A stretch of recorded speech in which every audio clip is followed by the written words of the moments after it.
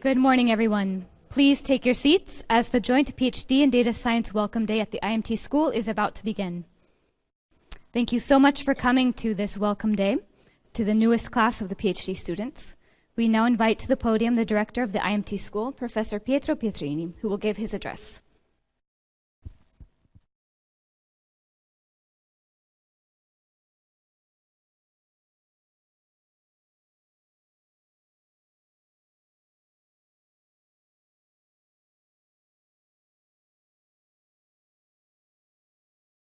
To the joint PhD program in data science, whom this day is dedicated. Let me spend a very few minutes to go over the main feature of a school, what we do at the school. And I am a director of a school. I'm the honor of being the director since November 2015. And IMT School for Advanced Study is a public graduate school and research center, has been founded in 2005. So we are now entering the 13 year of life. And the school is characterized by a multidisciplinary approach, integration among different disciplines with professors, researchers, and students who distinguish themselves for quality and innovativeness of what they do. We are basically one of the 6 schools, so-called higher education in Italy. The other 5 are the well-known Scuola Normale Superiore, who is the most ancient school, the Sant'Anna School in Pisa, Sissa, Gran Sasso Science Institute in L'Aquila, the IUS in Pavia, and as I said, we are the 6th school. The Gran Sasso is the newborn, as was born 2 years ago. Actually, the research doctorate that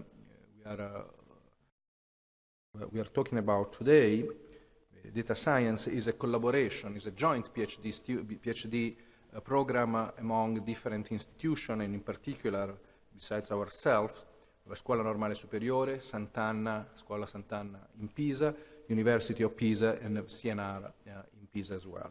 So this is particularly important for us because it's the first PhD, the conjoint PhD among different institutions, and in particular with institutions such as Scuola Normale Superiore and Sant'Anna, who, as you can see, are sisters, or so-called twin sisters, as this in these schools of higher education in Italy.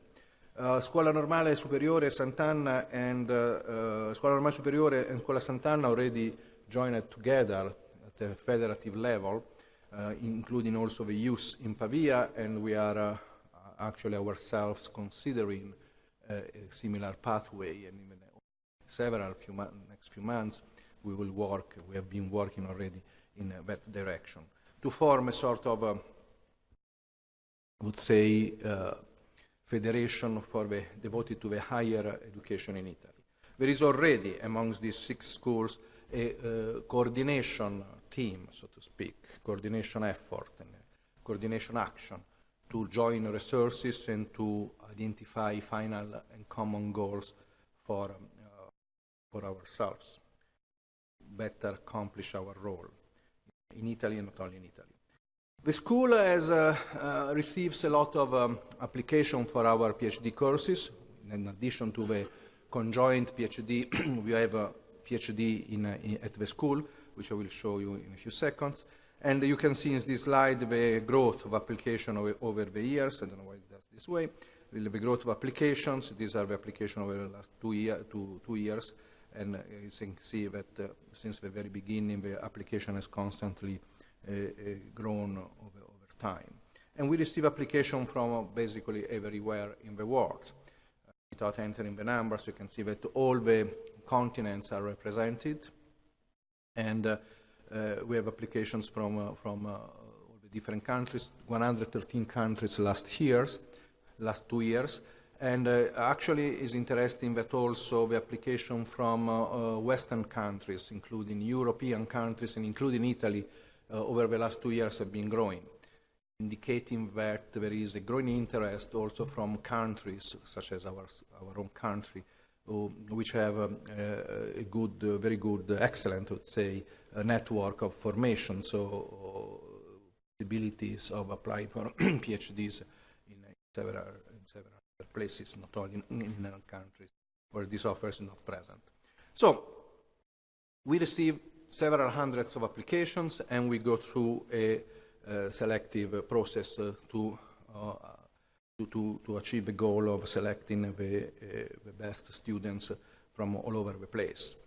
The school has also another peculiarity, is a unique example of collaboration between the Italian state and private organization. Specifically, we are funded by the Italian Ministry of Education, University and Research, MIUR, for Italian people, as any other university. But also we have the Lucca Foundation for Higher Education and Research, FLARF, which has been instrumental and fundamental for the birth and the growth of a school. The campus where we are now, this campus is a campus that has been acquired by a foundation with the support in particular of Fondazione Cassa di Risparmio di Lucca, completely renovated, and then has been not donated, but given in with free use, called the comodato d'uso in Italian juridic terms, to the school for several years, so that students can be hosted here, and also all the activities can be can take advantage of this campus. Campus is really an important concept for us.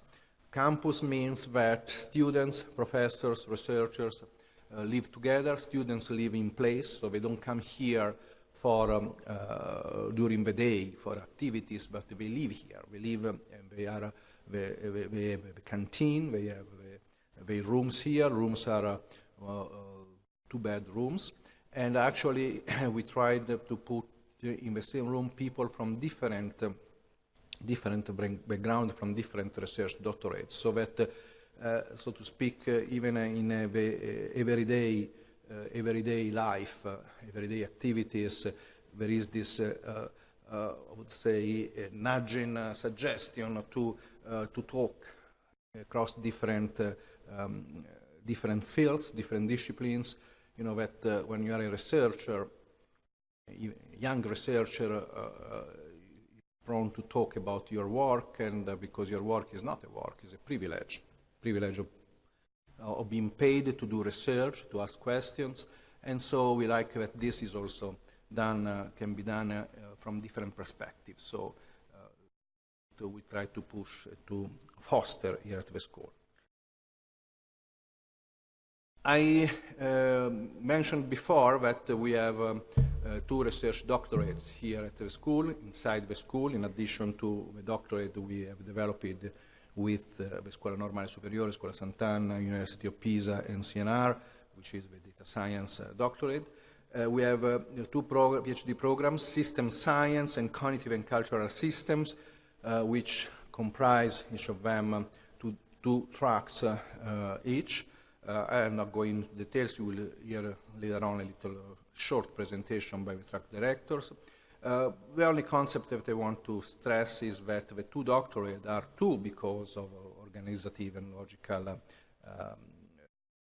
reasons, but they are conceived in a very transversal way, multidisciplinary way. The professors and researchers involved in the 2 doctorates are to a great extent the same, meaning that we try to give our students a specific preparation, a specific formation in their own field, which is of course necessary, but at the same time to foster and to favor the mutual interaction and the possibility of looking at questions from different perspectives and with different tools. I mentioned it before, the campus, so no, I'm not going to go over this any longer, if not to mention that the campus basically comprises at the moment 3 main buildings. This, where you are now, with all the surrounding kioskery and the canteen and the foresteria and the rooms for students. The administrative building, which is just 150 meters away, where there is also my office, and the library, which is actually an interesting place to visit because it's an old church within which has been built a library, and with places for students to read and to study, offices, and is actually a pretty good library, very well staffed with books and all online journals in the main disciplines. So we put a decent amount of money in supporting the library because, of course, library is the first instrument that researchers and professors need for activities. So, I think that you will see more about our research doctorates, the specific tracks, and what we do in the presentation by my colleagues. What I want just to say is that it's a really, I would say, a particular honor for us to start this research doctorate in data science for several reasons. The first reason is that these 2 words, data science, mean a lot. They mean essentially that nowadays, with all the technologies we have, independently from the specific research field we are working in, data science means that we can look at data with novel tools. We can do things that only a few years ago probably were not possible or were a dream. I am a physician as my formation, a psychiatrist, and actually I wonder what data science could mean for medicine, especially for the coming years, because research in medicine for a long time has been based on data from relatively small samples of patients, from, even when our multicentric studies go up with a few thousand patients, which are a lot. But at the same time, they don't really give you the real picture, or the full picture. This because in medicine in particular, but I think also in other fields of science, but as I said, in medicine specifically and particularly, there is a huge variability. We are all different. Medicine is a statistical science, but when you have a patient in front of you, you need to make a diagnosis and to give a patient the best treatment possible. And that comes up with what you know. And what you know is the fruit of what you have discovered. And what I mean is that now with the possibility offered by globalization, which may be bad for certain things, but is actually a very good tool for. With globalization, with the possibility of gathering data and collecting data from hundreds of thousands of individuals across the world, you can come up with really new information. But in order for you to come up with really important and true information, you need to have the right tools to analyze those data. And I think that data science, a doctorate in data science, it's actually the best, or one of the best approaches you may have to this. Because you learn the tools and the ways to look at data with new eyes and with the ability to find what has been not seen so far. This is true, I think, for every domain of science. I talked about medicine because it's the only thing I know, little, but I think this is exactly the same for economics, things. And actually, I think that also is not only domain specific, but it goes across. Because when you can analyze data in one branch, which have an influence on the other branch. Just an example. Think of vaccines. You can look at vaccines and what they mean from a medical point of view, but you can look at vaccines and what they mean also from an economic point of view. So, meaning what is the impact of having people, populations who are vaccinated on their economy? Because not being vaccinated, and if you think of African countries, for example, where most people are not yet vaccinated, the impact is not only on health, or it's not only directly on health because of a disease they contract, because they lack the vaccination. It's on health because there is an economical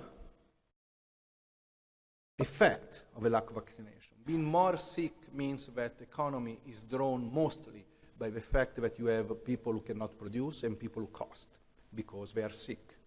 And so this impact again on health, on the well-being more than health of people.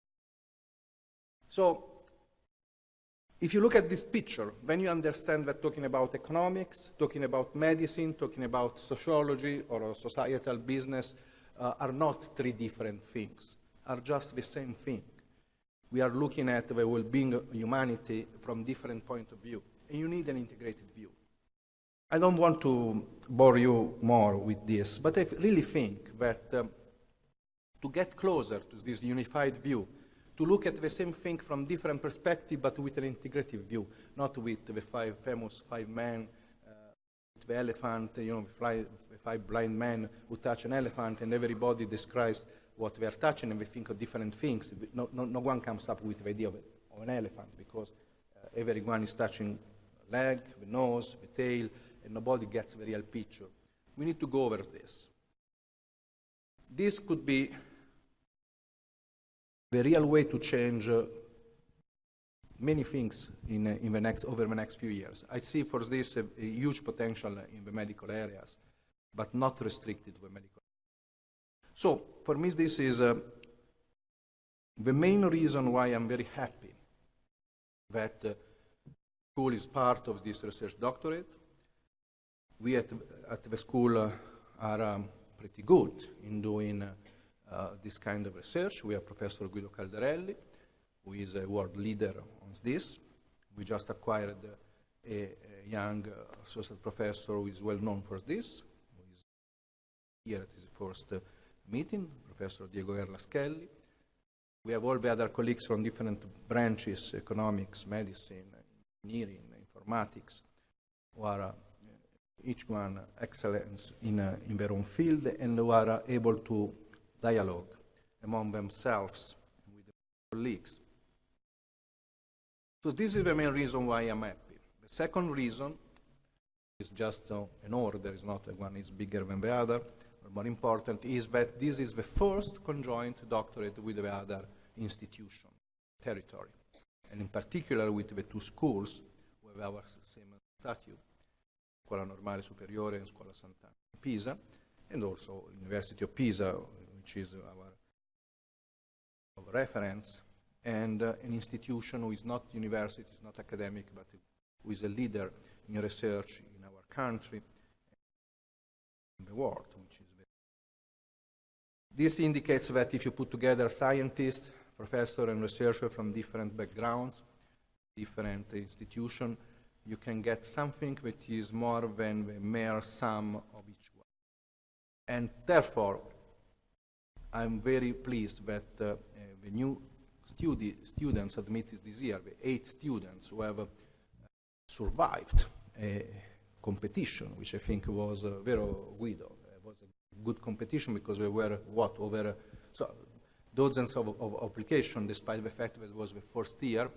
So let me wish to you all my best wishes for the years that you are in front of you to learn and to study, and just let you be driven by your passion. Research is not something you have to think about. It's something you feel. A true researcher is the person who cannot stop thinking about research. It's not somebody who plans to do research. It's the other way around. You feel something that you cannot basically live without. So welcome and have a nice day here with us.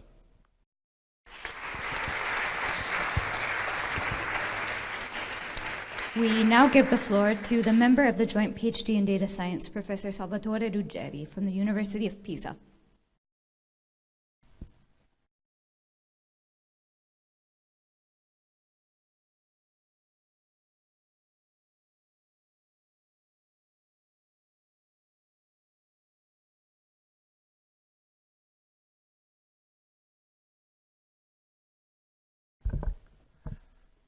Okay, thank you. It's a pleasure for me to introduce the PhD in data science. I fully subscribe the words of Professor Pietrini, and my presentation will reinforce what he just said.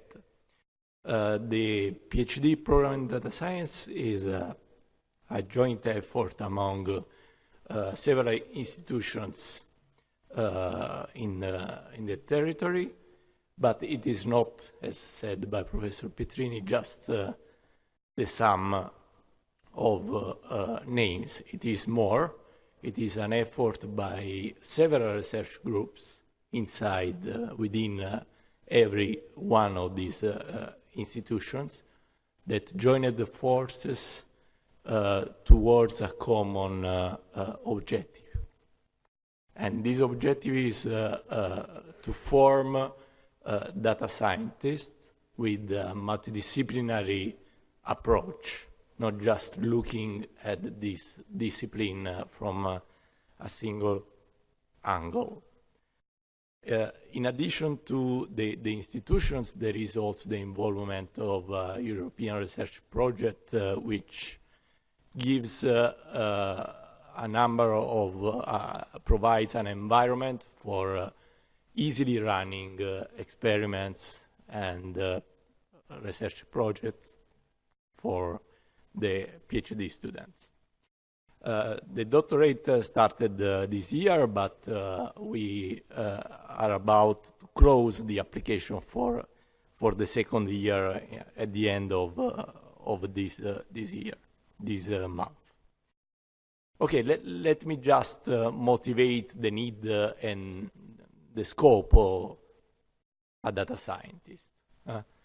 This picture is what happens in the web every 60 seconds in terms of numbers of email or video posted and music listened, message exchanged. All this data is continuously improving from day to day. This large amount of data is not just part of the web, but is being produced in every field of our life. This is from the flyer of the today meeting. It is the movement of cars from Pisa to the other places in Tuscany and from Florence to other places.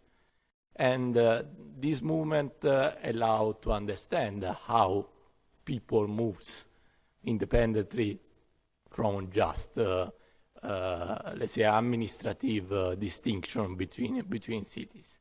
I could continue with many other examples in different fields, but the idea is starting from this large amount of data, which is being more and more easily collected, there is a need emerged for a professional which is able to collect, analyze, and extract information, useful information from this large amount of data.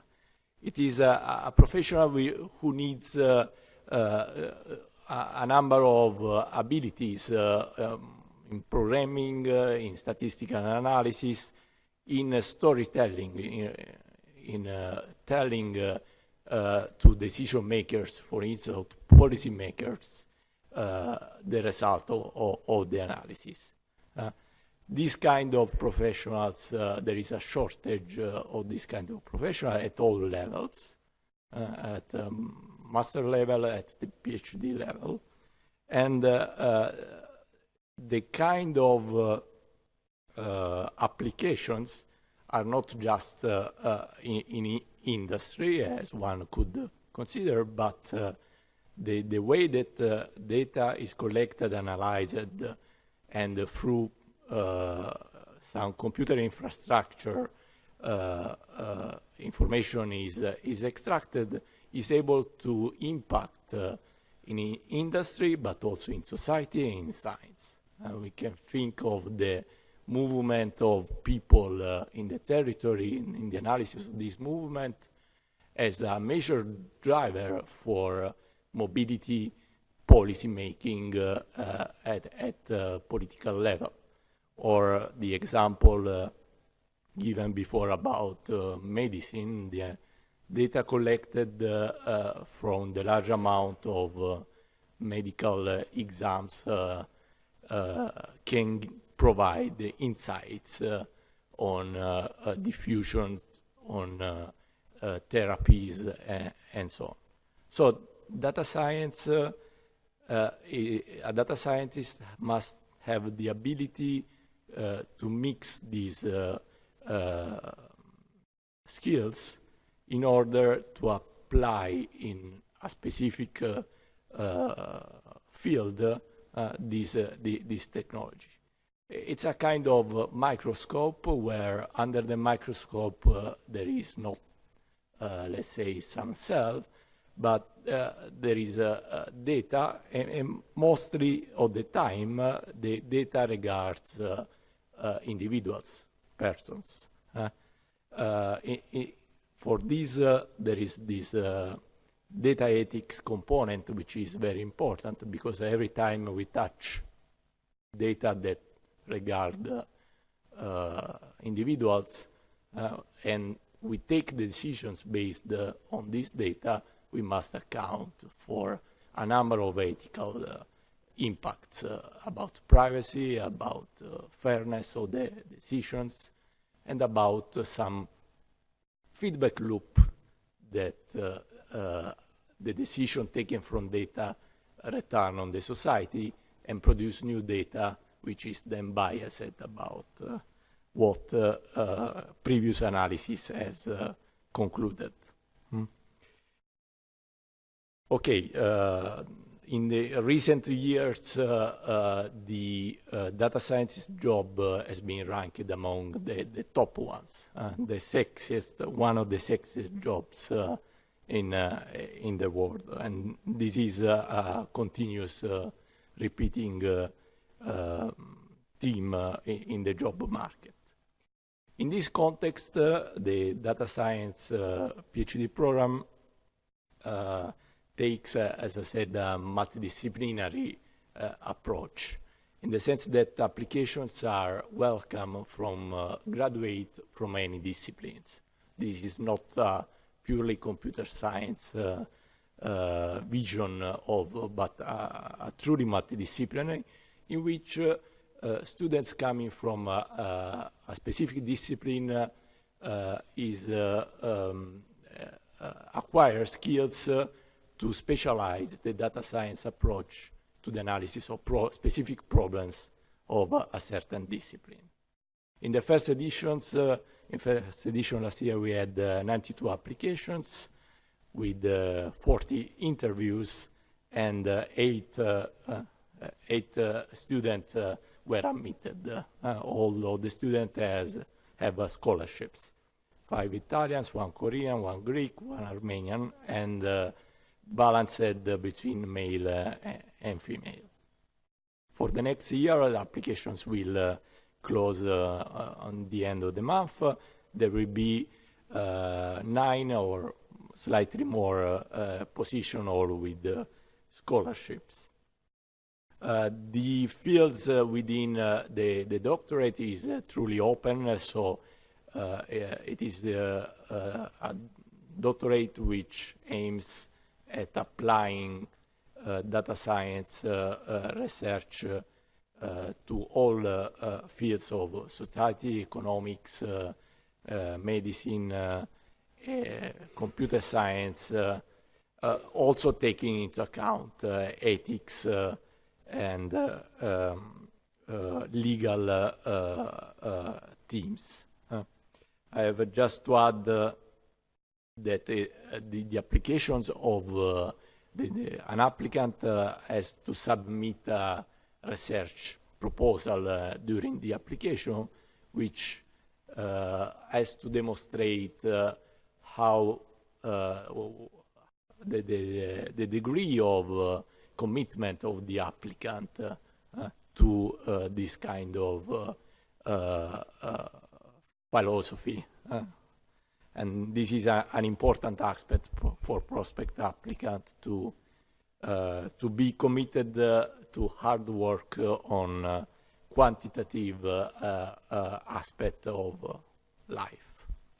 The program offers a number of courses, more than 70 actually.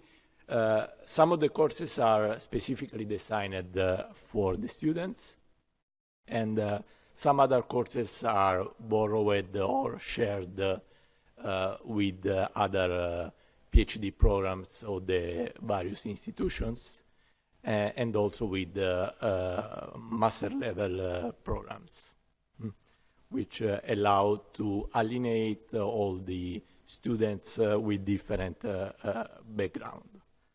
So let me go back to the first slide and to mention the role of So Big Data, which is this European project, which gives to students a framework, an environment where students can apply their own research without having the problem of building from scratch everything. So it is important that students can reuse tools, computer infrastructures, analytical tools, and data for their own research. And this is only possible if there is an environment that supports this. Finally, I want to mention the board. The director is Professor Dino Petreschi, who could not be here today, but if it opens no. There is in the board representatives from every institutions, which is only a small part of the large body of researchers who are working on the various fields, computer science, economics, legal aspect, complex system, and so on, that can altogether provide to the student a fruitful environment for their studies. Okay, this finish my presentation, and I want just to add one last thing, that the data science colloquium that we are about to hear next is one example of this large body of courses that the data science program is offering to students. But every student has his or her own path, specialized on the background and on the research objectives of the student. Thank you.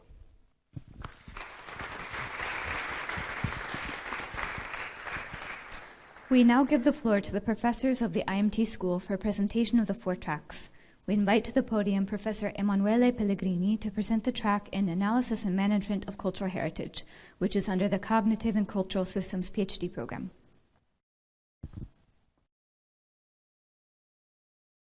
Good morning and welcome everybody. Just a brief presentation of our track in analysis management of cultural heritage. Let's start with a brief outline of our history. This PhD is based on two pillars. The course is in the PhD in analysis and management of cultural heritage, and our research unit, which is named LINKS, the Center for Interdisciplinary Analysis of Images. Our course was born together with IMT, but was closed in 2007, and then was completely renewed in 2008. And it has been presented in 2008 and 2009, and opened with a new course in 2009 and 10. In 2011, our research unit was born. Our philosophy is based on putting at the very center of our interest the cultural heritage. So cultural heritage is the pillar of our course, and all the academic field and research interests are related to this main pillar and center. So we use the cultural heritage as the center of our research, and then you have plenty of different fields that together serve to analyze the cultural heritage. This philosophy is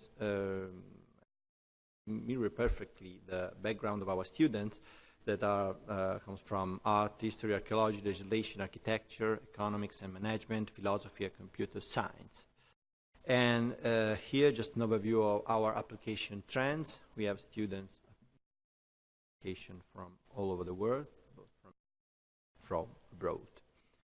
Our PhD course is structured in 3 years. The first years, students have to attend classes, courses and seminars which are mandatory. The second year is dedicated to research period abroad from 6 to 9 months, and the third year is start the thesis submission process with 2 external referees have to evaluate the thesis and give the final assessment.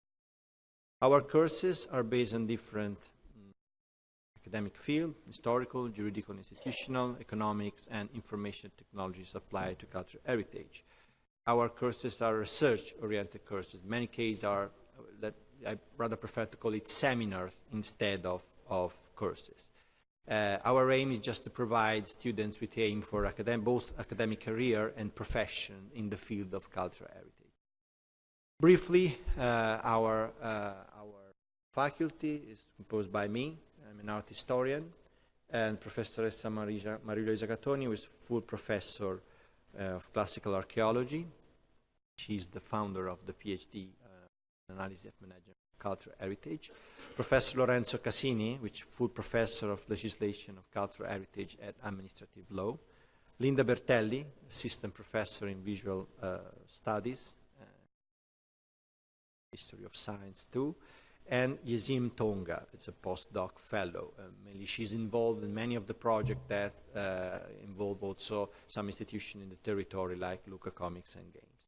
Then we have some professors, visiting professor, people from Bocconi University, like Professor Baiacurioni, Paolo Dubini, engineer, former McKinsey director, like Andrea Zocchi, and professor coming from other university, both from Italy and abroad. In the case of Carlo Ginzburg, who from this year will held a seminar here at IMT, and Carl Brandon Sterke, who is curator emeritus of the Philadelphia Museum of Art. Briefly, the topics of our research and PhD thesis regards the difficult heritage, memories, the management of cultural heritage, and practice and institution of cultural heritage. Our research interests are strictly interwoven with the interest of our PhD research students. We have plenty of institutional collaboration with Italian institution, European or worldwide institution. Here you have some example in this list. I won't bother you with reading all the list. But the aim of our PhD course is both pay attention to what happens in the territory, in Lucca too, and abroad. So to give both a national, local, national, international perspective. So thank you very much, and welcome again to you.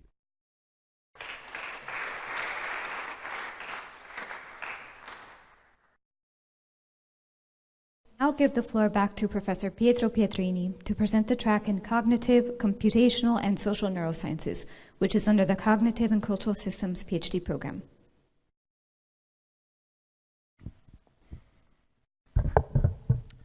So our two programs of doctorate, as I said before, comprise 4 tracks, 2 each.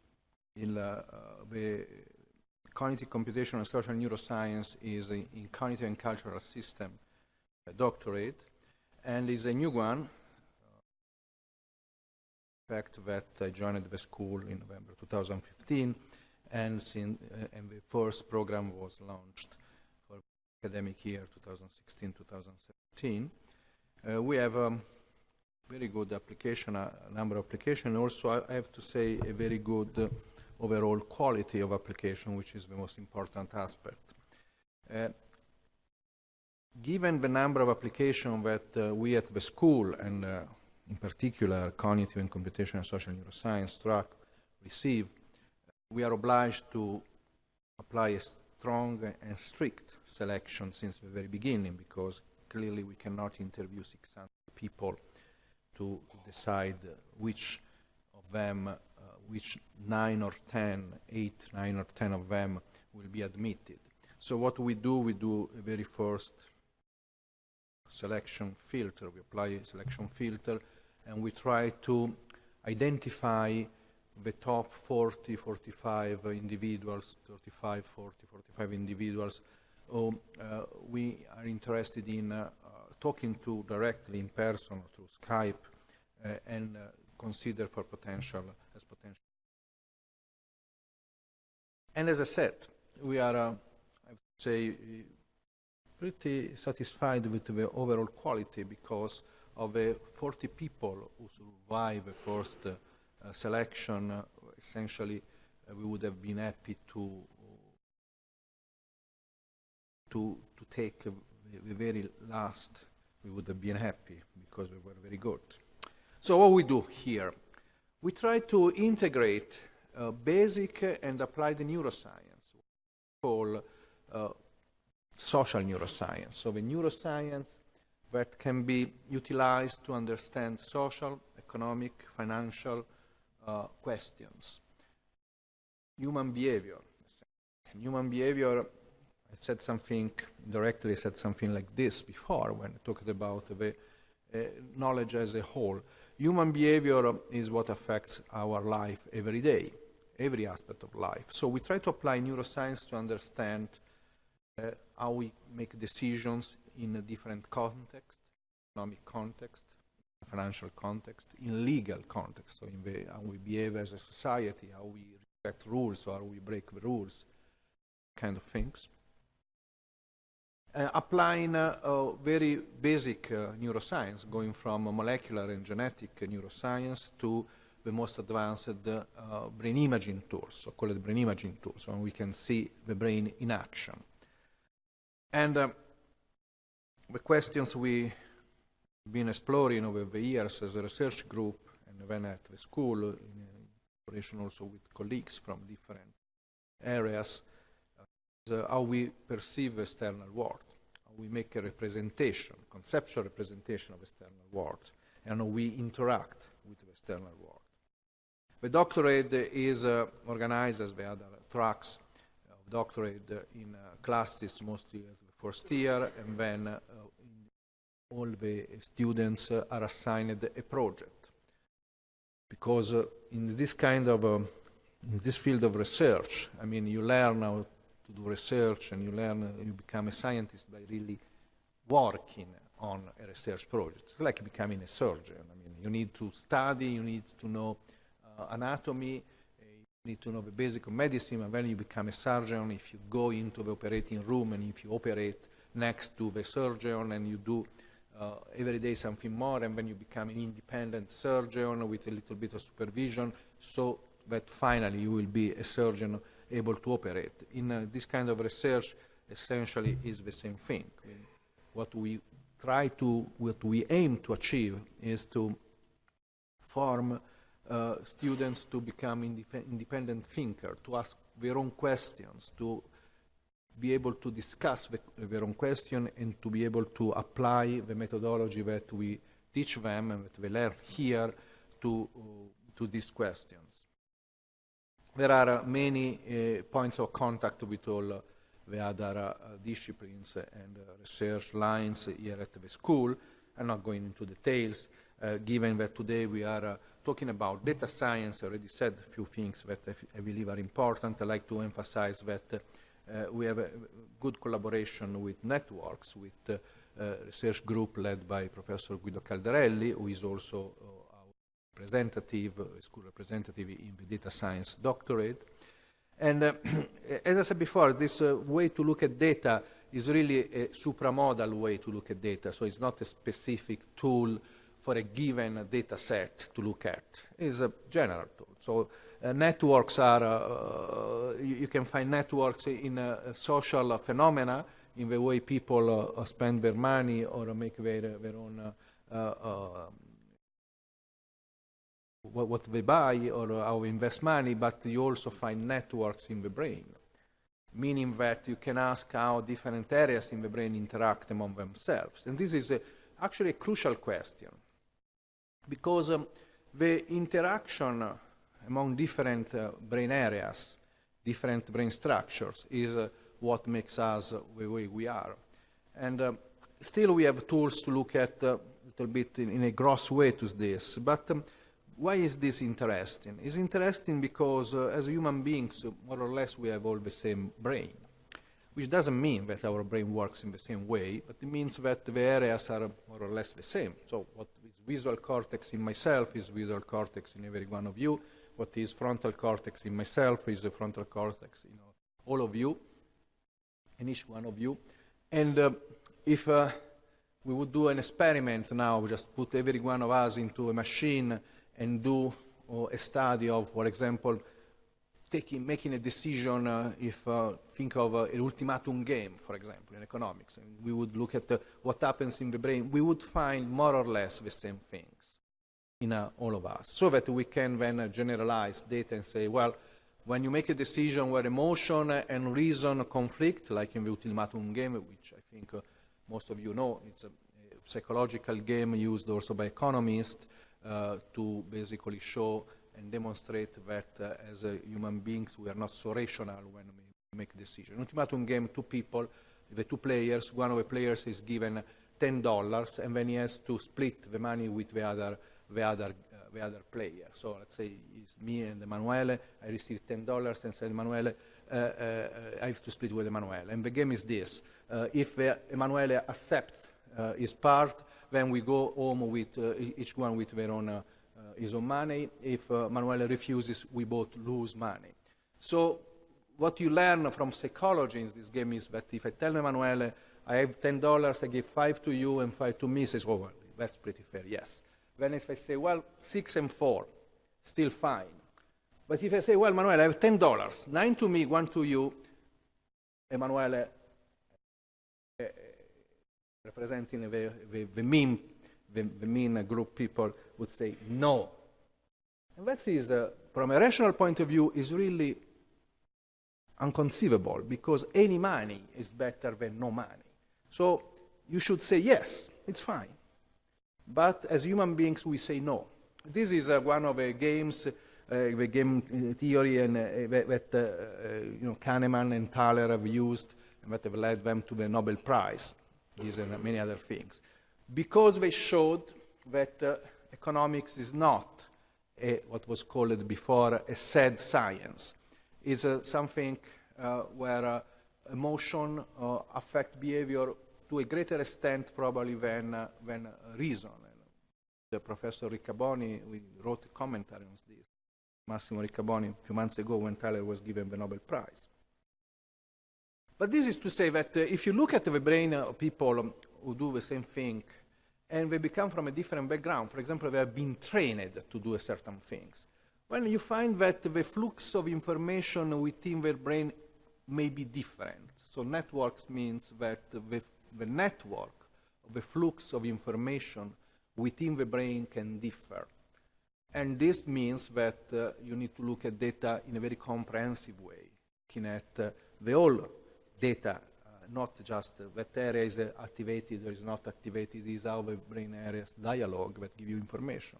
If you go in pathology and you think of Alzheimer's disease, the most common form of dementia, when people begin to lose attention, memory, well, what we know now and was unknown before is that well before you have holes in your brains, so you have areas that are dysfunctional, what happens is that the flux of information, the network, becomes looser. So you loosen your connection. We are now able to measure this connection with the same tools that are applied in financing, in economics, in data, social data like comics and games, tickets and movement of people in Lucca, you can apply to the brain. And this tells you a long story, tells you that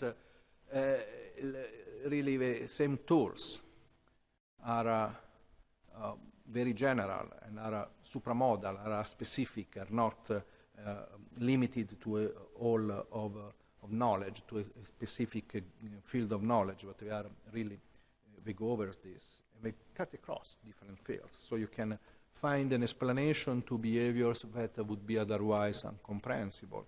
And the human behavior in economics is clear.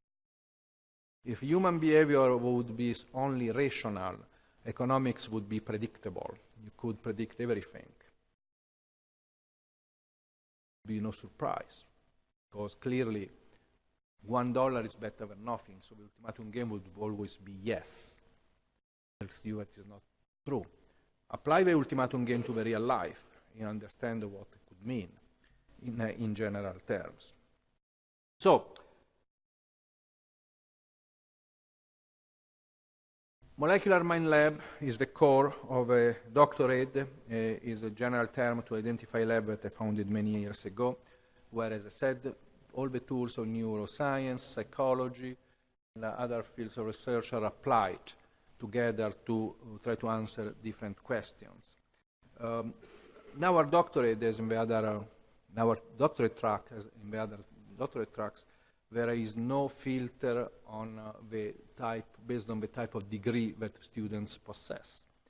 So it's not that you have to have a degree in medicine, in molecular neuroscience, in psychology, or something specific to neuroscience. We have architects, we have engineers, we have psychologists, we have neurologists, we have physicists, many other philosophers we have, because, as I said, the approach is an approach which is multidisciplinary and integrated and cut across different areas.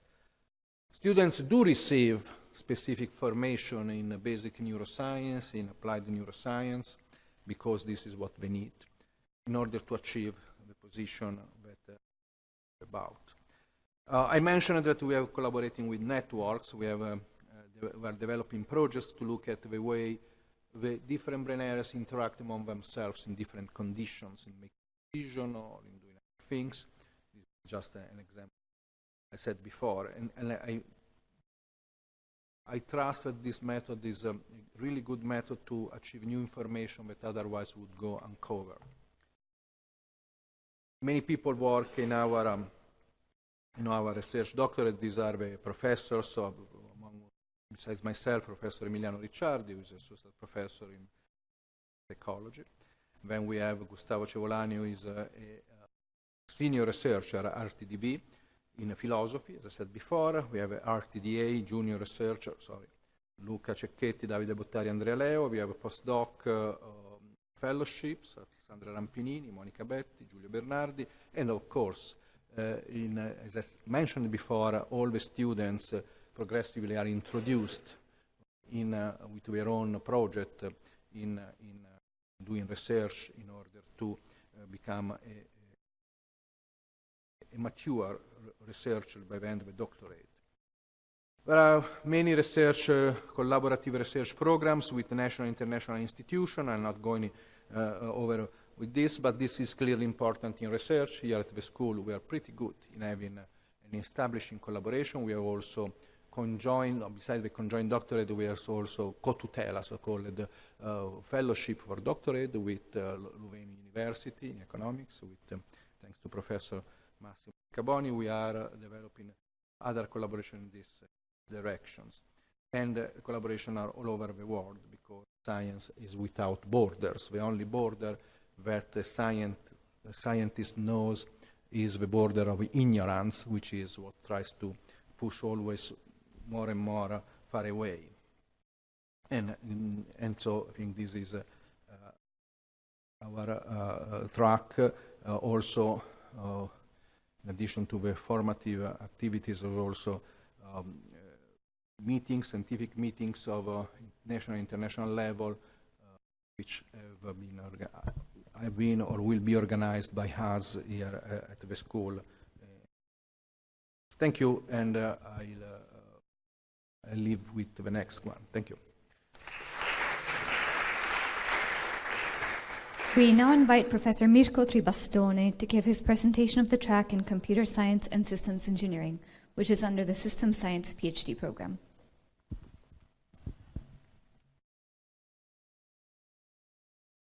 Okay, so thank you very much and good morning and welcome to the new students. So I am directing this track on computer science and systems engineering, and today I will give you a little bit of overview of what we do, with specific maybe details about where data science can come in. So essentially what we work on is a common theme, which is about cyber-physical systems. And what we mean, what the community means by cyber-physical systems is the interaction between digital processes, digital devices, and physical processes, plants, skin, and whatever like. So, and there are lots of buzzwords around cyber-physical systems that are very popular now, including, for example, Industry 4.0, which is essentially equipping the original traditional plants with smartness, coming from data and also coming from more and more digital interaction. Internet of Things, where simple objects will be connected in the internet, and again, there we have data and lots of computation, and so on and so forth. So there are a number of needs that cannot be satisfied by a single discipline. So we need to develop tools for efficient and secure and large-scale computation. We need also to provide the algorithms for optimal decision-making and adaptation at runtime. And of course, we also need to interface physical devices and digital devices. So we need to develop new materials and sensors that are capable of doing that. And these are the three areas somehow of our track, which are, of course, respectively computer science. Sorry for the overlap. It's about computer science, the first, control, the second, and then finally we have mechanics, computational mechanics for the physical interaction. So the faculty is pretty small, as the institute, as the school is. Alberto Bemporad is professor of control systems. Rocco De Nicola is a professor of computer science and head of the unit on computer science. Marco Paggi is a full professor now of structural mechanics and is the head of the group on structural mechanics, and I am associate professor in computer science. And you have a number of visiting professors, assistant professors, and a number of PhD students and postdocs that are all working with us on those teams. We receive funding from many different institutions, and the bottom line here is that we do both foundational research, blue sky research, as well as applied research with companies, and I will mention some of the possible applications of data science in this context. What are the specific topics of our fields? So with regard to DISCO, so with regard to control system, the typical situation is that you want to control a process. It can be a physical or kind of a digital process, and you want to form a feedback loop where you receive information, measurements from the system you want to control, and you come up with a smart way of controlling the system by running some optimization algorithm. So here data is not important, it's fundamental. It is fundamental because you need measurements in order to trigger the control, but sometimes you don't know how the system looks like because the system is very complicated. So you want to infer information about the system behavior by learning its behavior, its dynamics from the data. And typically there is lots of data going on because when the system is very large. And actually data-driven control is one of the kind of hottest topics in this research area, which is certainly very kind of closely related to data science and techniques from data science. And of course, you can think of these applications in a lot of different contexts, from automotive to plants to smart cities and aerospace. So SISM instead is dedicated to the study of control science, computer science. And we work on different directions. So we work from programming languages, the use of formal methods for safety, verification guarantees. We also work on security, cloud computing, and also for kind of, let me call them clustering techniques for dynamical systems. And a lot of tools that we develop to support these ideas.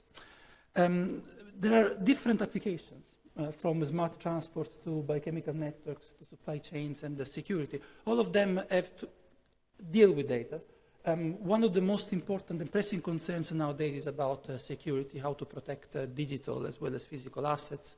And here, one of the hottest topics in this direction is about how to make sense of security flows or security attacks from logs, from data, coming from communication networks or coming from internal computations to do within the company or within the asset that you want to protect. And this is a very difficult topic, and certainly in this case, techniques from machine learning and data science will be extremely helpful. So MUSAM instead is dedicated to computational methods. And working at the different levels, so solid and fluid mechanics, but also very small scale molecular mechanics. And it's essentially the idea of testing, developing new methodologies, so basic methodologies for natural and artificial devices and materials working in extreme conditions, with applications to many different areas, from sensors to paper to photovoltaics and so on. So to conclude very briefly, we work on cyber-physical systems with all these implications that we saw before, and we also teach as part of our duties, of course. Here I'm just listing the most important courses that you might be able to attend, which regard topics that we discussed already, and the things that are more general that can be certainly helpful for a data scientist background. So we have a course on computer programming, which is essentially aimed at teaching basics of programming for non-computer scientists, in particular using Python and related techniques. We have a course on programming languages for concurrent and distributed systems that are very important notions in order to be able to program large-scale data analytics tools. Sorry.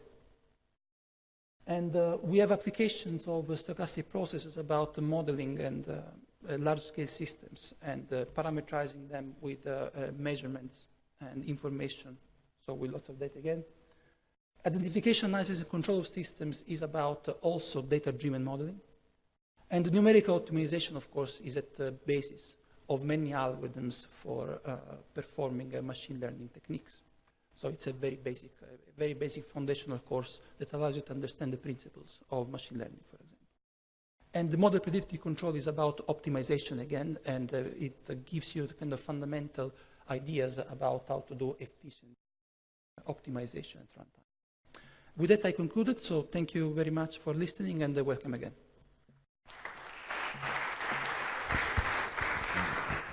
We now invite to the podium Professor Massimo Riccaboni to present the track in Economics, Networks, and Business Analytics, which is under the System Science PhD program.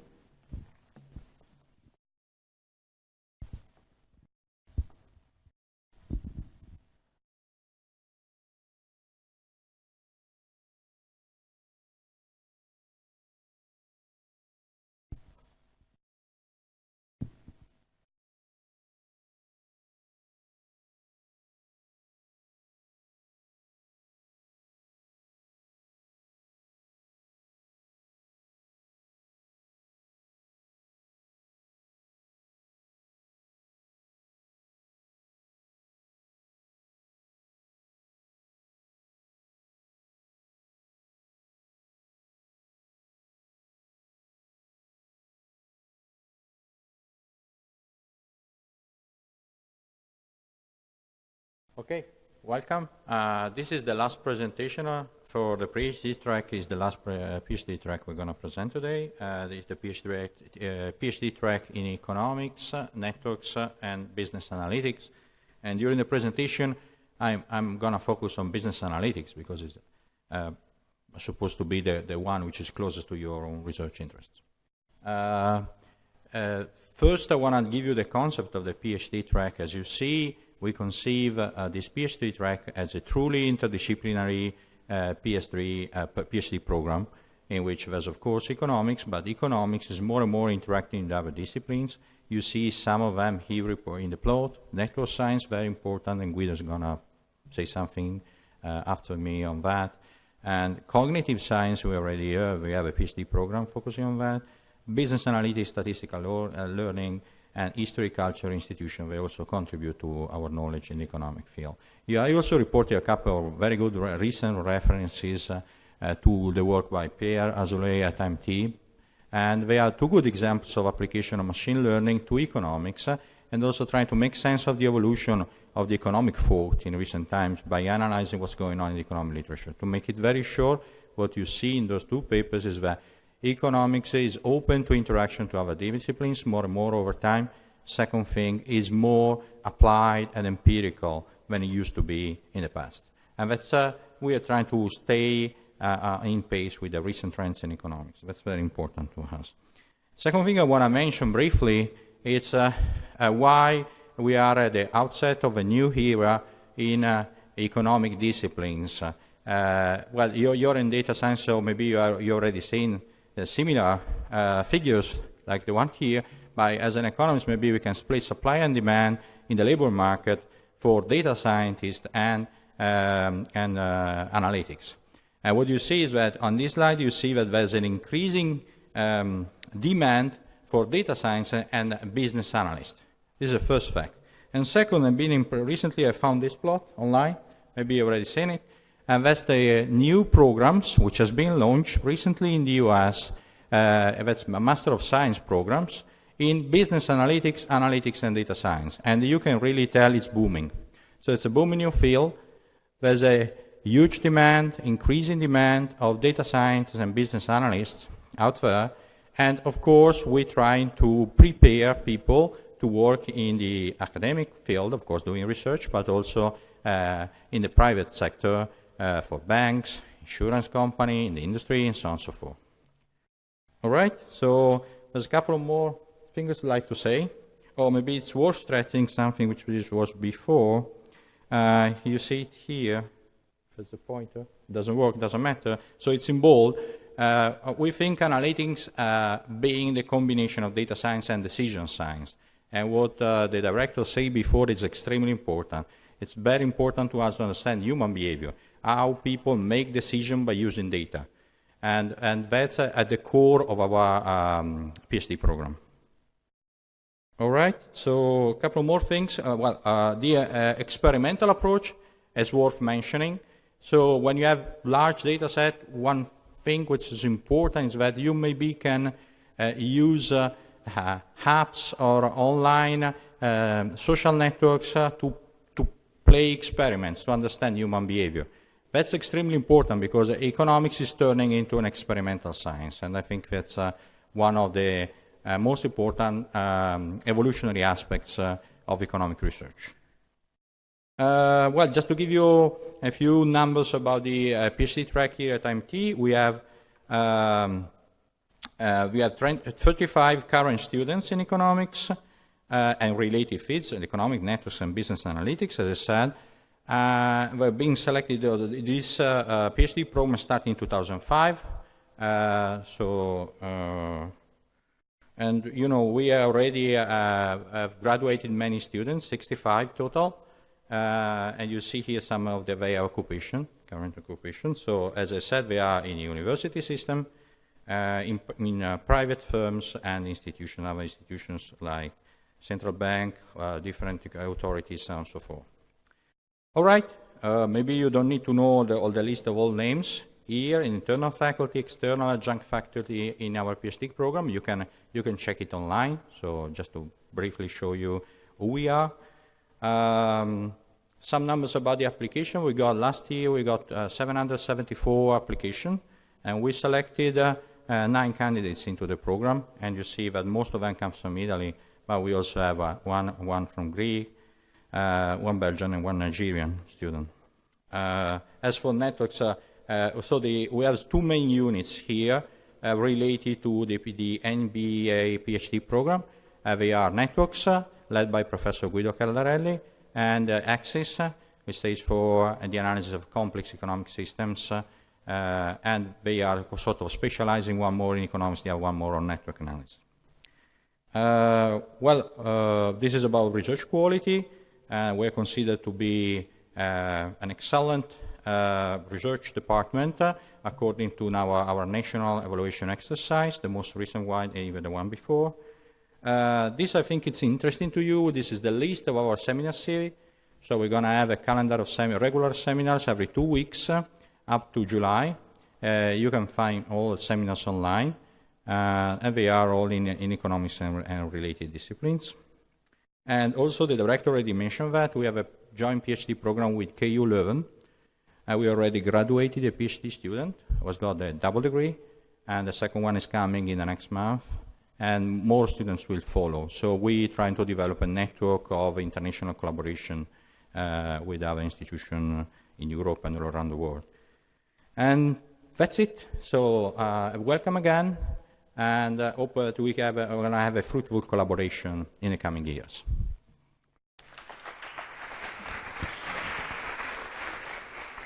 We now invite to the podium the IMT representative for the Joint PhD in Data Science, Professor Guido Caldarelli. So, thank you everybody. When you become a professor, when you will become a professor, you will learn that there is a simple rule. Don't be the one between the students and their lunch. So I'll try to be very fast. But I imagine, thank you, that you're hungry also of knowledge, not only food. So let's see if these can at least solve the first of your problems.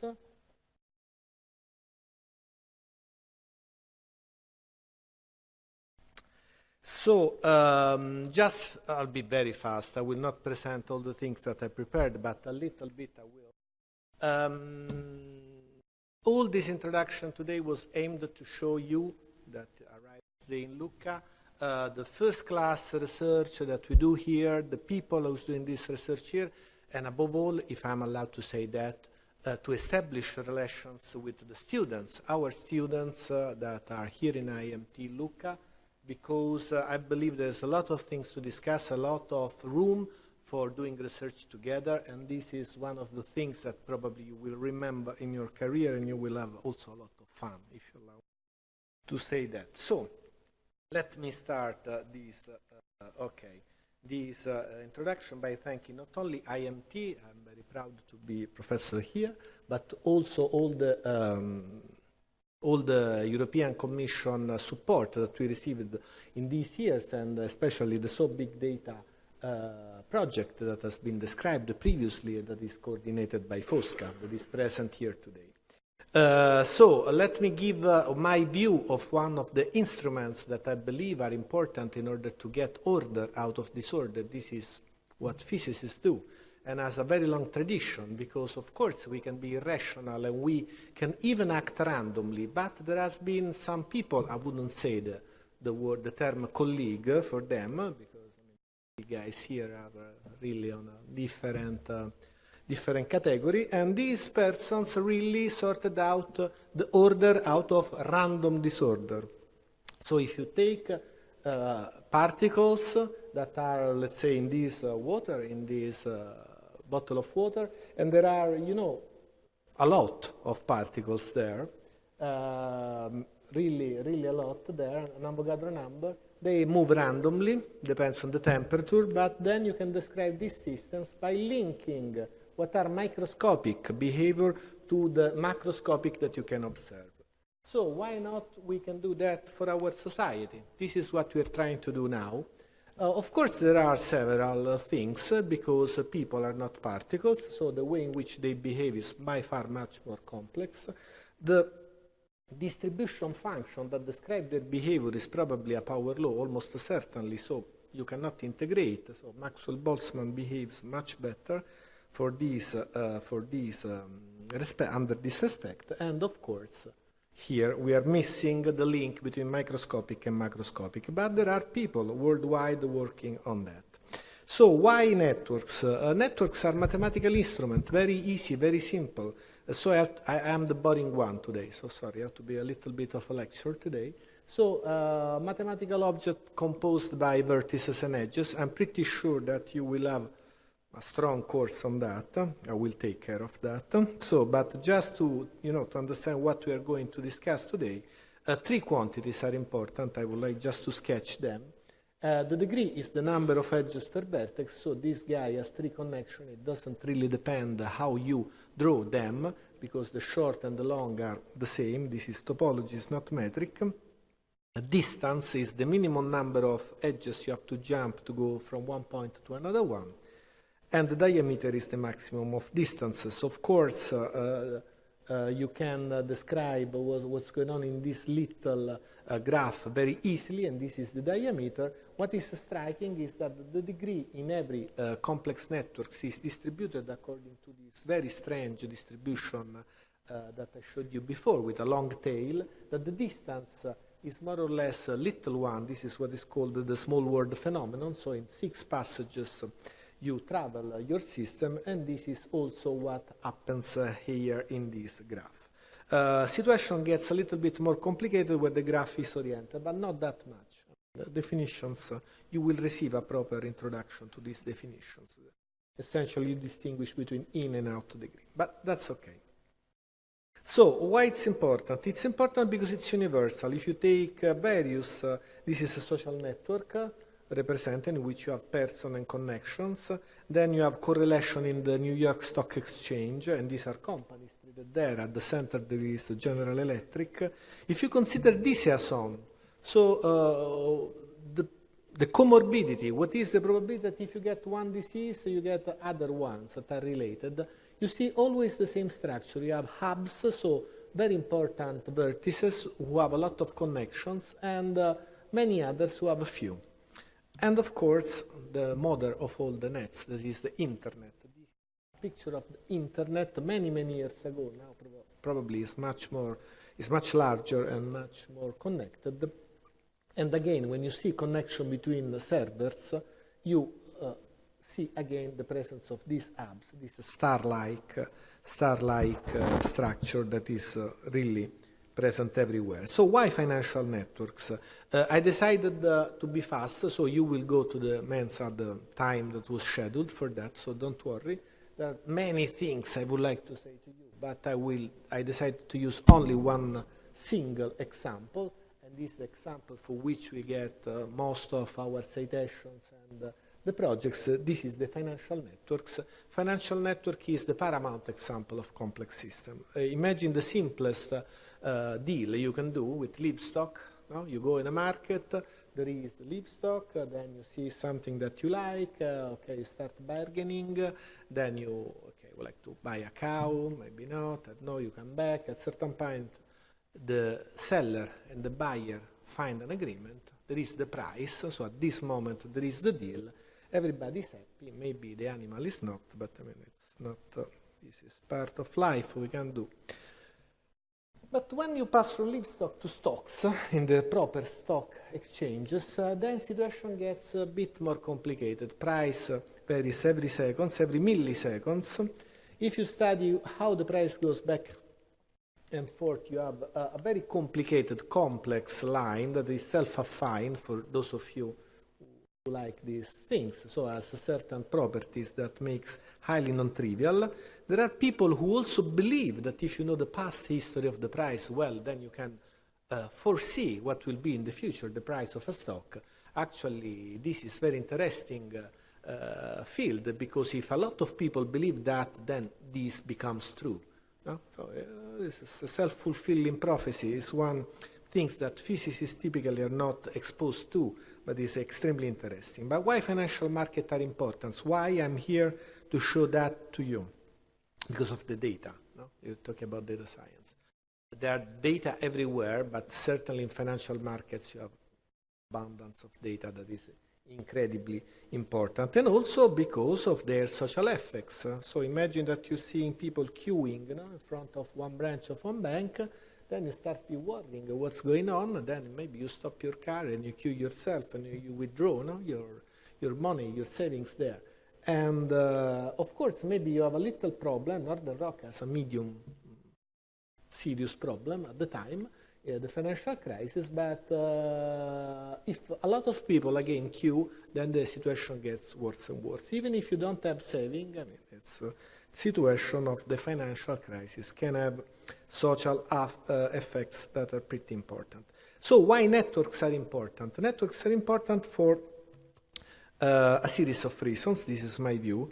Certainly because they allow to visualize and quantify things. Okay, so as a physicist, we love measuring things, and okay, meter is good to measure this room, for example. But there are phenomena that so far, without networks, were impossible to measure, and I will going to present one of those in a few slides. How much we are friends with another person. Probably this we will never know. And this is also good. But for certain reason, we would like to know the proximity of two persons, and now we can. Because if I see how many emails we exchange each other, if you see how many times I tweet something and these people are retweeting what I'm posting, if you put like on my post on Facebook, and all these things that are on social networks that constitutes a measure of how much two persons interact, well, then you have a proxy, a measure of how much they could be friends, for example. Networks allow to immediately see what's going on, so to visualize. I will not enter in a field that is not mine, that the director, Professor Pietrini, can explain to you how much seeing things is important for the brain, but I would say as a former student of humanities, that in Latin, in Greek, in every Indo-European language, to see and to know have the same root. No? So the word to say I know something from the ancient Greek are really the same. So this is important. Networks are powerful way to visualize things. And in the things I'm going to show you about financial systems, they illustrate the microscopic mechanism of distress propagation. This is why we like. So let me jump that. Okay, let's jump also that. Networks again, very many examples of these networks.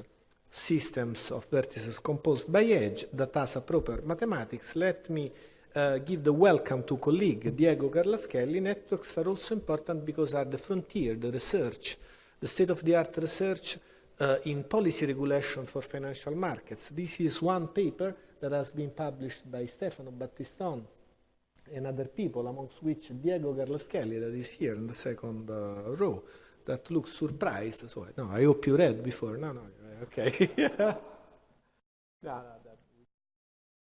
It's many years. And but also Andrew Haldane. Why these guys circled and not Diego? That should have been, because he's now here in Lucca. Because this guy is the head of research group in Bank of England. This is one of the organisms we work with. And okay, so complexity theory. So what I'm going to show you now in few slides and financial regulation are closely related, and these people listen to us. So we could have an impact in these things. So this is pretty important, thanks to the work of Diego, Stefano, and other co-workers. So our view on financial networks. So this is a typical financial network. That is the stock exchange of Milan in '93, and this is something I would like to confess today, after many years, that I've been a very bad supervisor when Diego was a student of mine, because I locked him with a book in a dark room. You laugh now, but at the time you weren't so happy, together with Stefano, and one was reading the book, and another one writing the Excel file, and they built in '99, I guess, something like that, this representation of the Italian stock market at the time. No?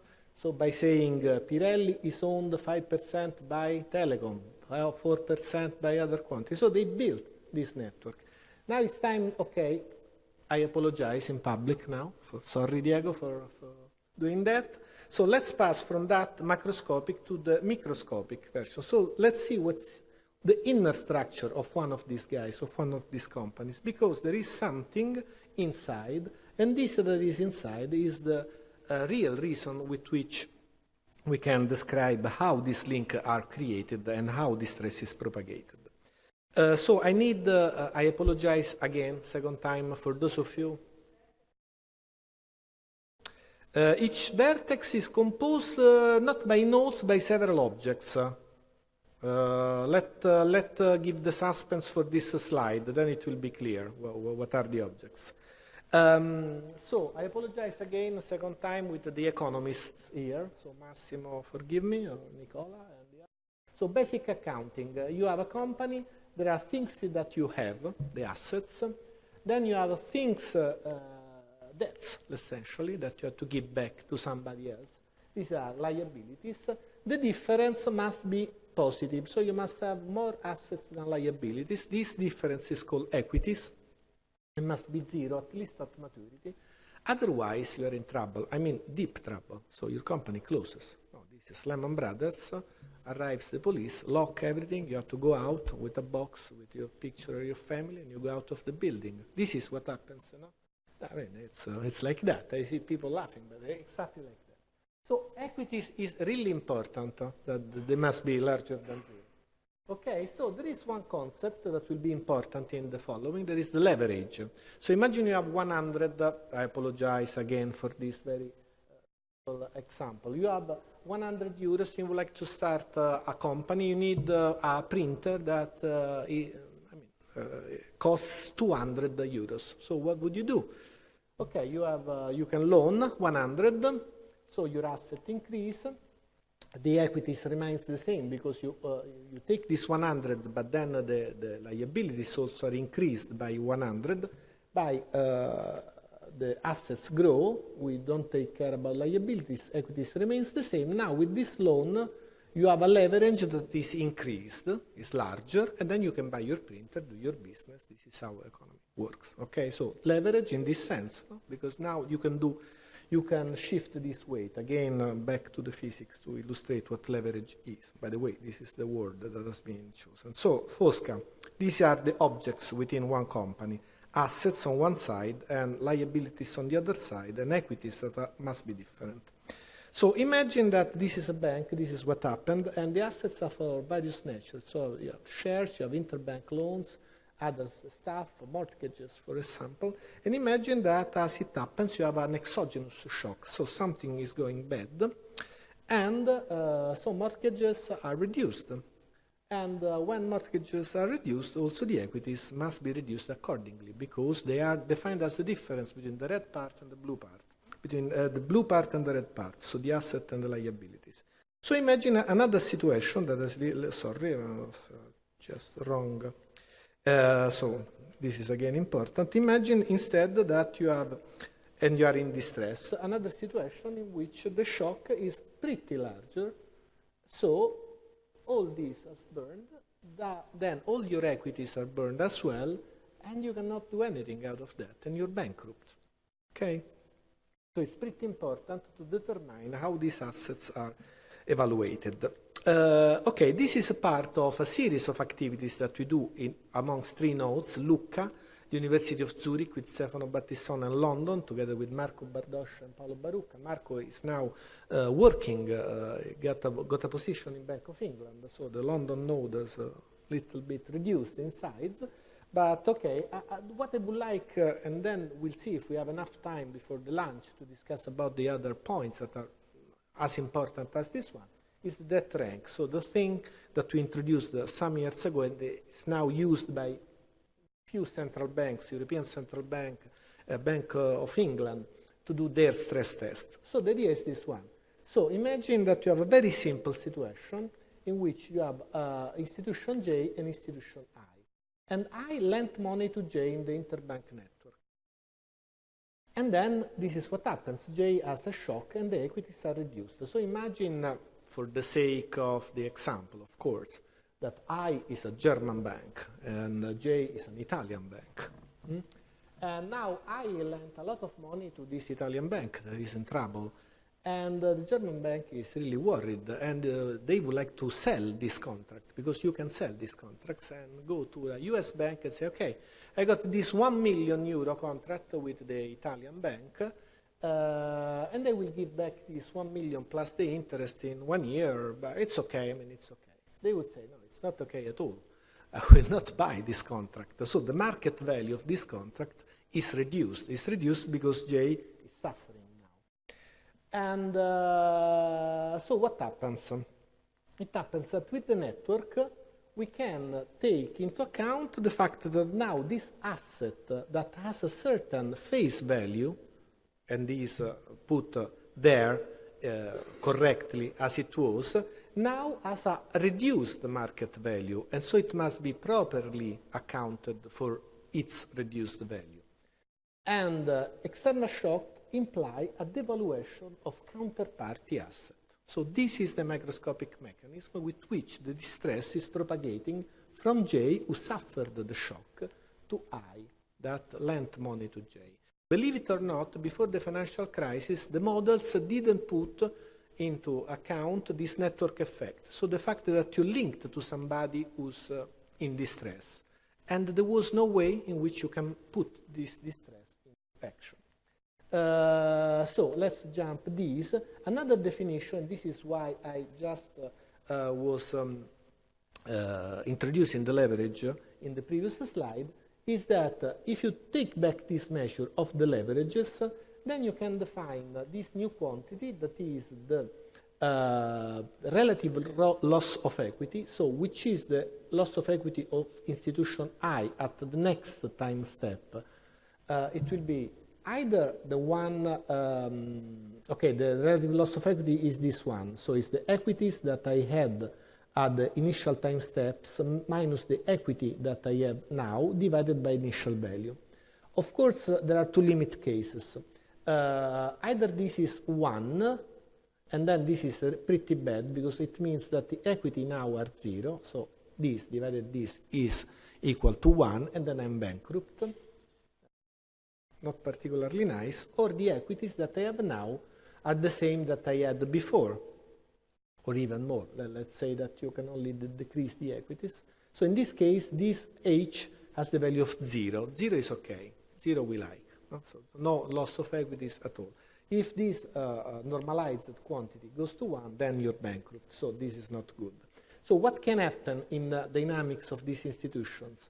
So the relative loss of equity at the next time step is either that you become bankrupt or the previous loss of equity that you had at the previous time steps plus the loss of equities of the people to whom you are exposed because you lent money to them, but weighted by the leverage that you have against them.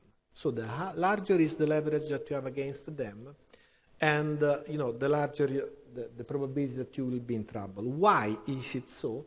Because our proposal is to say that our assets is devaluated by the same amount of the valuation of the equities of my counterpart. So I lends money to J, J reduces the equity by 20%, okay, so 20% will be also the reduction of the assets of I against J. This simple rule helps us to write down what is the microscopic mechanics of distress.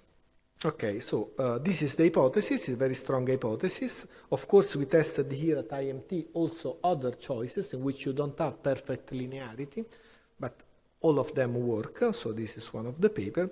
And this is one slide that we are pretty proud of. This is not one of our slides. This is one slide that has been taken by Philip Hartmann, that was the head of this group of research in European Central Bank. And this is one thing that they presented in various conferences about the stress test that they do.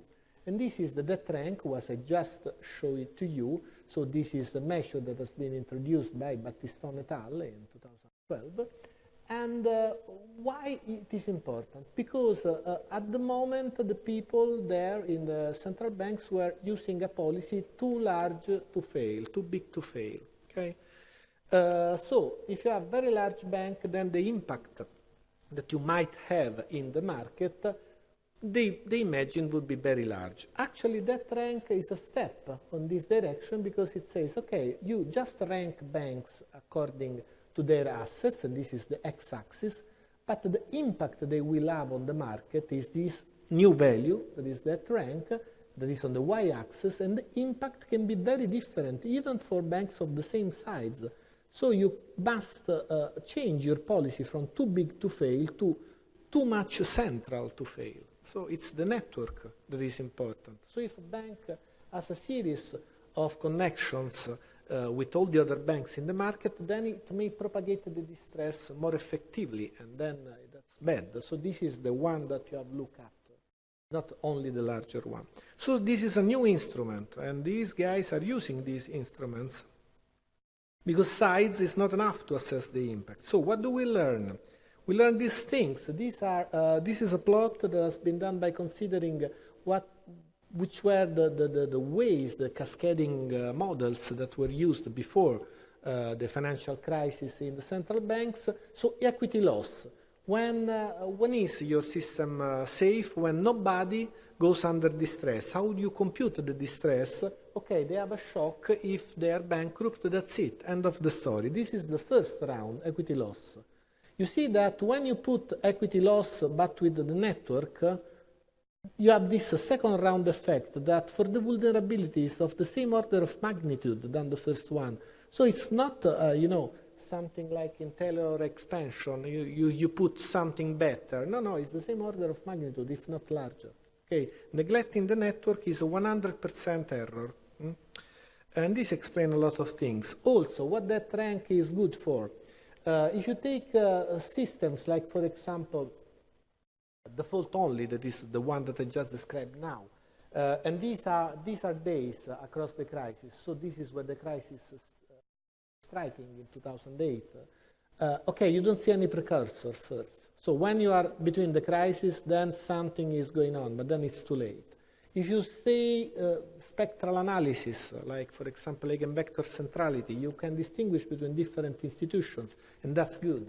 But you don't see a clear effect before the crisis and something after. When you use that rank, actually, you see the increasing of problems that is going on before the crisis, the peak, and then the situation in which we are going now. So, also precursor effects, take-home message, networks are important. Networks allow to take into account the macroscopic mechanism of propagation of distress, and remember these things, leverage amplifies the distress. So let me jump direct in one other part, that is that of this is the second technical activity that we do, and is a generalization of a theorem that Lord May, that is an ecologist, introduced and published on Nature some years ago, well, actually many years ago, in 1972. Will not enter into the detail, but a very simple relation. This is the simplest, probably, differential equation you can define, apart the fact that A is a matrix, it's not a parameter. With a long story short, if this is a matrix of predation in an ecological system, and then you would like to know what's going on, how many species will survive, how many individuals will survive, then you see that increasing the complexity of the ecosystem is not a good thing. By increasing the complexity, then you can end up with a very fragile situation, and you may have catastrophic effects. So this is actually, I have to change this because at the end it has been published on Nature Communication, hopefully. And the idea is to take into account what was the equation I showed you before for the relative loss of equities. So remember, this was the rule. So the relative loss of equity that you have now, it's what you had the previous time step plus the loss of equities of your neighbors. And this is not only a contact matrix, an adjacency matrix that gives you the information about your neighbors, but also gives you the weight, so how much you invest in your neighbors. So a little maquillage on this equation allows to write in this way. Okay, so if you write a matrix of all the loss of equities, this is a vector, is given by the vector at the previous time step that acts on the right of the leverage matrix.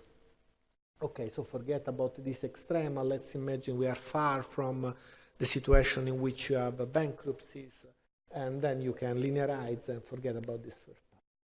Okay, so what we would like to see? We would like to see if this fixed point, so everybody is safe, no loss of equities, remains stable. So if it is a fixed point that is stable in the iteration of this equation. But a lot of people studied these problems in linear algebra, and the idea is that if stable, if the largest eigenvalue is lower than 1. Okay, so nobody put all these things together by studying financial regulation. So what we did, we start studying what's going on, and these are the conclusions. So from now on, you can start thinking about the line. This is important, so follow me for a while. If the leverage increases, of course, you are in trouble. But this is obvious. If you borrow money from the bank, and you invest in something you don't know what you're doing, then this situation is not going to end happily for nobody. But if you increase the number of banks in the system, something that in general is perceived as good, again, then these eigenvalues changes, and you go out from the safe area where there are no bankruptcies, and you enter into this area in which catastrophes can happen. Even worse, if the links between banks, so if the market becomes more and more complete, this is typically a good thing for economists. Again, this is bad. So you create instability in this way. So let me show you just the results that we made. We made computer simulation, so we started with data taken from reality, of course, and we start adding banks to the system and doing the computer simulation. We did that sensibly, so by keeping the density constant, and we were studying what's going on to the value of the largest average. We start from the safe region, so below 1, we increase the banks and we share their investments. So the new bank takes a part of the shares of the others in the investments. So we imagine the creation of a new bank into the ecosystem, and what happens is that after a while you cross this line and you enter into the unstable region. So as you go, we also have an analytical demonstration of that, of course, but I believe that these are more easily understandable. Computer simulation. Again, we had edges, so we started from a situation in which we know from theory that the situation is safe when you don't have loops, when you don't have cycles, technically. So one bank pressed to another, gives money to another bank, and this bank gives money to a third bank, and the third gives money again to the first one. This is a cycle. This structure that have some sense economic-wise to ensure liquidities are actually pretty bad for the stability, because so if you are in this situation, you are safe.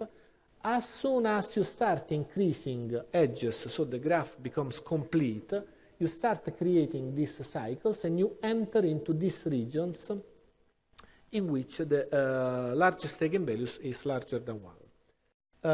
This is one of these colored lines is the trajectory of one single bank, and this dark pink is the envelope of all the possible trajectories. So for all of them, even the last one, at a certain point, for a density that is 2.10 to the minus 1, so it's pretty small, at this point, all of them are in the unstable region. Okay, so this is another message for policy that you can get when you study these things technically by using networks. So you can play with topology. There is, of course, a lot of papers that we publish on that point. Let me pass to the third part, because this is important, and this is what Tiziano Squartini and Giulio Cimini are doing here. Diego, who just arrived, and myself. And this is the part on reconstruction. So the problem that we had to face was that we entered in Bank of England, we discussed with the problems that we can solve with the network theory, and they said, okay, fine. We in Bank of England know everything about the British banks, so how much they are exposed with each other. Then we have another piece of information. We know how much every single British bank is exposed against let's say, Italian banks on aggregate. We don't know which one of the Italian ones. How much are exposed with French, with German, with other countries. And of course, we don't know anything at all, how much Italian banks are exposed against French, German, or the other countries. So, is this enough? Yes and no. We try to solve that. So the problem in network theory is that you have one part of the network and you would like to reconstruct what is the whole part of the network, the whole network. Then there are, of course, statistics comes to help us, methods to do that. So this is based on the fact that this is a sort of fractal, so it's self-similar. So knowing one part of the structure is enough to reproduce everything. And also is based on entropy consideration. So how much you are ignorant. Let's maximize our ignorance. This is something that makes everybody laugh, but this is exactly how it works. This is the microcanonical ensemble in statistical physics. So let's assume we don't know anything, okay? And let's say that the entropy will be the maximum. And let's also put some constraint in this maximization. The constraint is that the degree distribution or the number of link or the density, something that we know, is put and enter into this field. So let me jump everything because you need food. There is a lot of papers working on that, of course. Let's jump also the models that we introduced. But the idea is that, as you see, this is the entropy of the system. You can define the probability of a certain graph in an ensemble of graphs to be the one who reproduces what's going on in the financial market. Then the entropy associated as this, to me, nice formula. I can accept that you don't like this, but this is the entropy formula, the Shannon entropy, for that information. And then we have conditions. Which conditions? We would like normalization of these distributions. And then, of course, we have also other constraints, in particular the degrees. So we would like to keep the degrees. So if you do that and you do all the computations, and these are the constraints that we put, then you have a model in which the probability with which I will be connected to J is proportional to some quantities that are fitness, we call, that characteristics of institution I and institution J. So let's say X and Y. And then once you have this model, with the model, you can grow the network and you can reproduce what is the statistically most likely structure that you will observe. Of course, everything is nice, but does it work? Yes, it does. Of course, I wouldn't be here presenting other slides, of course. And if you take something for which we do know the whole structure, that is, for example, the trade network, or the interbank network in Italy, that is the EMID, consider the x-axis. On the x-axis, there is how much you know in proportion on the total. Of course, then we know everything. We can even know 100 because these are data that we owe, that we buy and we use. But let's assume that we do backtracking. So we ignore some of them and we take only 4% or 10% or 25%. And this is the variation, the statistical variation that we observe, for example, on the sides of the K-core, so the inner structure, on the sides of the largest component, on the distance into this graph. And you see that 10% of knowledge that is here, or 14%, is enough in order to reduce this statistical error that we have, or the order of a few percent, 10% or less than 10%. Here is 5%. Okay? And this has been done by considering the EMID network. So the method seems to be pretty powerful. Of course, it can be extended. Let me mention that, because this is something that is Lucca-based also. Has been done by the persons there, Giulio, Tiziano, Diego, and Andrea Gabrielli, that is in Rome. Okay, so I'm long, sorry, I thought I was in time. So, of course, this is the agreement that you can find again, other quantities that you can define. So we consider this pretty nice. Let me finish with this slide. There is another one of advertisement, of course. This is not something we are only happy ourselves of that and publish on that, but other people and people working in central banks made what is called a horse race. So we're considering the various methods for reconstructing financial systems. This is the real case. These are other methods. I will not enter into the detail of the computation, but you do eye inspection, real, and the method by Giulio and others, which is the one most powerful and the one that reproduces most of the activities.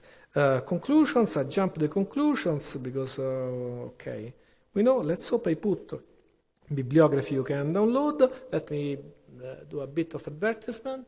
IMT School is organizing a school for students, a summer school that will be usually in Lipari. It will be from 15 to 17 and 18 of July. It will be preceded by a workshop, Complex Network from Socioeconomic Systems to Biology and Brain. It will be followed by another summer school on computational complex and social systems from 20 to 24. So you can find information on that from IMT site. Of course, contact me for every question you might have on that. And please consider in joining this school. So thank you very much.